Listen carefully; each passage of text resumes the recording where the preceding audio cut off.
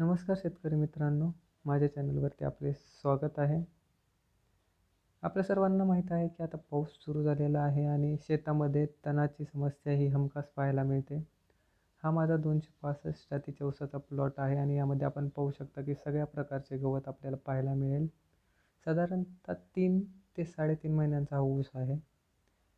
हा ऊस मी तमर जे अदामा कंपनीचे आहे आणि 2,4-D मारण्याच्या अगोदरचा आहे. औषध मारल्यानंतरचा रिझल्ट मी आपल्याला दाखवेलच.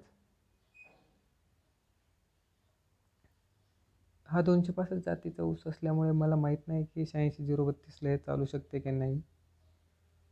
हा व्हिडिओ आहे औषध मारल्याच्या नंतरचा. तर आपण पाहू शकता की सगळे गवत अगदी पूर्णपणे जळून गेलेले आहे.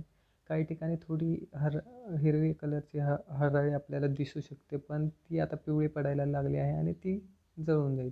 साधारणतः 6 ते 7 दिवसात आपल्याला पूर्ण गवत जळलेलं पाहायला मिळेल.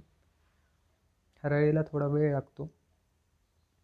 तर 1 एकरासाठी आपल्याला 200 लिटर पाण्यात 1 किलो तमर आणि 1 लिटर 2,4-D याचे मिश्रण करावे लागेल.